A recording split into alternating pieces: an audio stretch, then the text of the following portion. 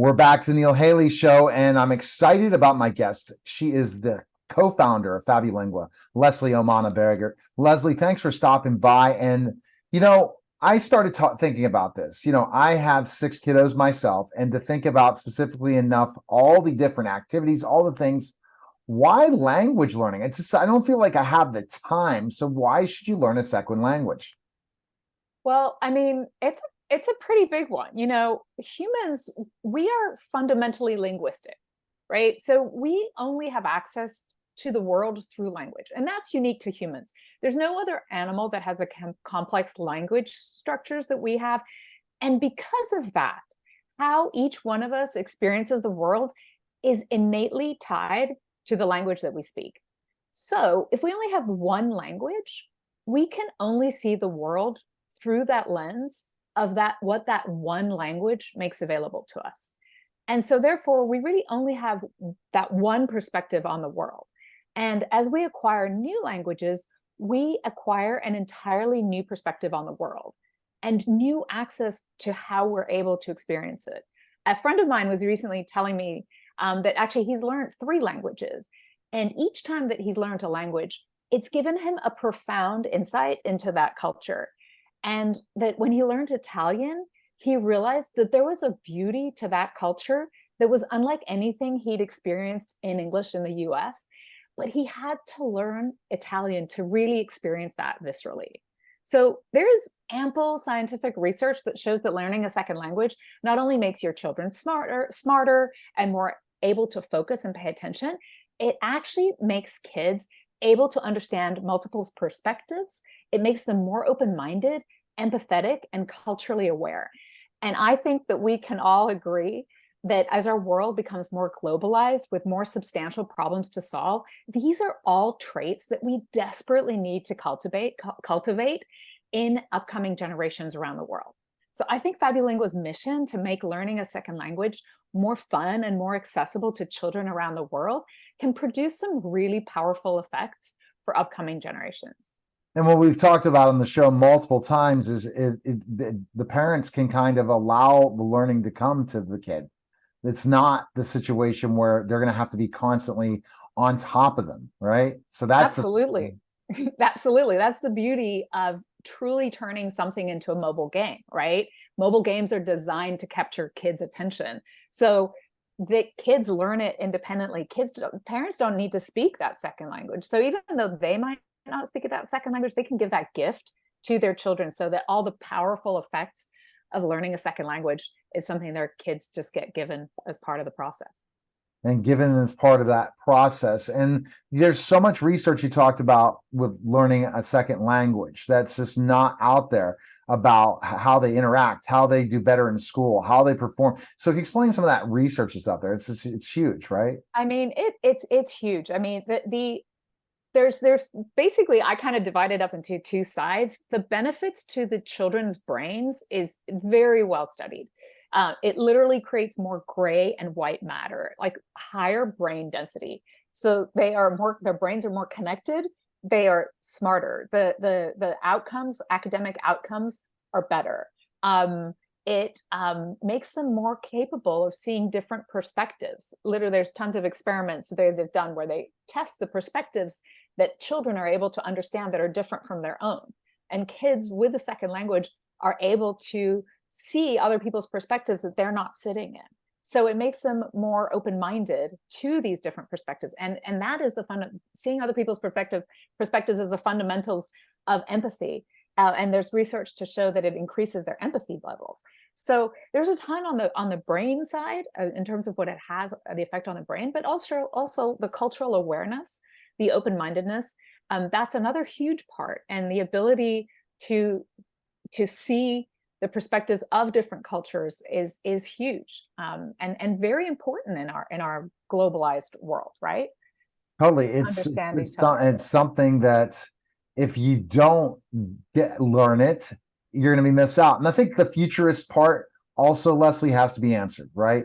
More and more that we're becoming a global connectiveness, that more and more people are going to need to know a second language because of how more and more the future of work and where we're going with Web 3.0 and all these different technologies, you're going to have to know multiple languages because more and more people are going to be working with people all over the world, not just in the United States. Absolutely. I mean, I don't know about you, but I work with people from all over the world, and I think most people do now. You just have to manage your time zones and to have the perspective that allows you to not just linguistically communicate, but to have a capability of understanding, oh, this person's from a different culture. They might see things differently. And so, I'm going to explain it this way or that way. That mental flexibility is really important as we work with people from cultures all over the world. And as a world, we're going to need that. And as a parent, preparing your child for that world, that mental flexibility that comes with them learning a second language. And by the way, they don't need to be fluent in that second language in order for them to get all those benefits of learning a second language. That increased empathy, that increased intelligence, all of that happens as you're learning the second language. You don't have to, it doesn't just come once you've perfected it. So that's the really cool thing, I think. And Fabulingua is not just it's a memorization flashcards that we're all used to learning in languages or learning, the beginning speech. They really are going to be able to have a conversive conversation with a native Spanish speaker and really build a relationship. Like you're teaching this language acquisition and communication with another person, where it's not just rote memorization. They're going to be really actually able to communicate, build a rapport, and develop a relationship with that person, right? Absolutely. We teach through what's called acquisition-driven instruction, which means that we are teaching you so that you acquire the language, which is something that happens subconsciously as you're exposed to the right kinds of language in the right way, as opposed to drilling and memorizing. That drilling and memorizing may be able to help you with a test, but what it doesn't help you is getting your words out when you're speaking to somebody. You need to have acquired a language if you're actually going to have a communicative relationship with other people where you're communicating. So you need to learn through an acquisition-driven instruction, which is not typically how things are taught in school, unless your teacher happens to be part of the minority of teachers who teaches that way. So it's very important to make sure that your kid is acquiring a language so that they'll be able to communicate in the language, right? That's the purpose. The purpose isn't to get good grades on a test and then forget the language. What's the purpose of that? That's like a pointless exercise, right? The biggest why you have is why you created it, which we've talked about on multiple shows. But the reason you created Fabulingua is because of how you helped your kids. So explain that, how you learned how to teach them that and how they're able to utilize that in their daily lives now. Yeah, so I mean, I created Fabulingua because I was frustrated that there was nothing out there that was more substantial and was going to actually help them communicate than your kind of drill and kill type of apps that existed at the time. So I knew that memorizing lists of words is not learning a language. I wanted them to be able to communicate in language, to speak freely, to make themselves understood. So I really understood that I needed to develop that there was nothing out there for kids that would do that. There was no technology out there. So I developed it, got a patent on our process. And the really interesting thing, I'll tell you now, is that now that they're older and they learned through this acquisition-driven instruction, through comprehensible input, as it's known in sort of the geeky world, their ability to speak is very fluent, very spontaneous. It doesn't mean that they don't occasionally make errors, but you know what? They kind of pick right up where they were and they make themselves understood. But interestingly enough, my son actually just finished his Spanish AP. He's a sophomore in school, and he got a 5. A couple of his other classmates got a 5. And I found it really interesting that all the kids who got 5s, these 3 kids, were kids that had been raised speaking Spanish with this kind of like immersive, comprehensible input sort of approach.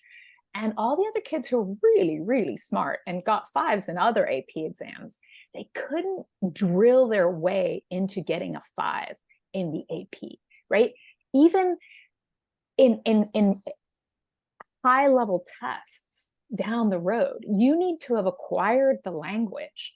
You can't memorize your way into fluency and proficiency. You can only acquire your way into it. And therefore, the instruction you need to have is acquisition-driven instruction, which is exactly what Fabulingua is based on. See, that's a powerful point that we've not talked about in that. Yeah. I mean, come Yeah. on now. See, your kids are the future of what Fabulingua was going to create with so many great learners, and then adding the gaming component because you taught them language acquisition through your patent. Now add the gaming part and mobile gaming, and that's the biggest why is it's fun, right? At the end of the day, it's fun. We've just had a bunch of homeschoolers test the app, and you know what? They all universally say the same thing. They're like, their kids couldn't wait to play it again, and it's like, well, that's it. You know, if kids are engaged, and they're receiving the right kind of input, the language input, they will learn. That's how our brains. Going back to what we talked about at the beginning, our brains are wired to learn languages so long as we get the right kind of input. So we just need to give them that input and then kind of get out of the way. All right, so the best place to go is to fabulingua.com to learn information, or just go to the App Store or Google Play and download Fabulingua today, right? That's right. That's right. I actually wanted to share one more story on which I think was actually kind of also really interesting. So this summer, I took my daughter, who is just finished 7th grade, and when she went into public middle school, she started straight in Spanish too, because she spoke Spanish and they didn't have any other higher levels. So she started in Spanish too. But because I've been teaching her through this acquisition-driven instruction, she didn't know how to officially conjugate verbs, and she didn't know how to, what the pluperfect was or any of the names of these conjugations. She kind of just knew how to use them, right? Instinctively. And her teacher was it was really hard, that transition into like this grammar oriented class. But, she got the hang of it, and she eventually actually did really well, and actually ended up kind of being one of the better kids in class, and got a really good grade. But it was a hard transition, right?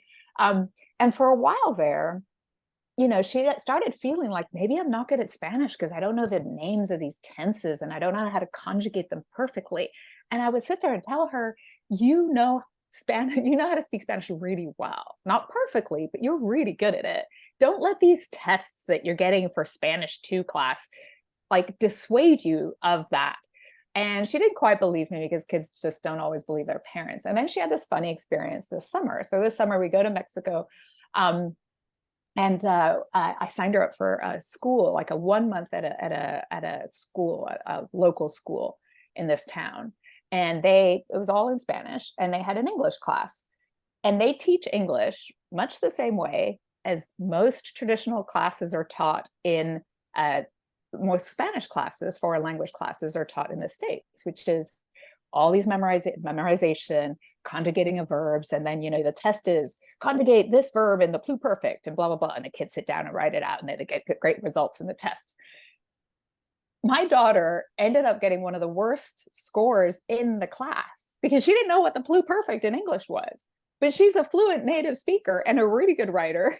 And I just said to her, see how absurd it is that if you were to go by that English class score, you would consider yourself really bad at English. And you are by far, because you're a native English speaker, the best in the class.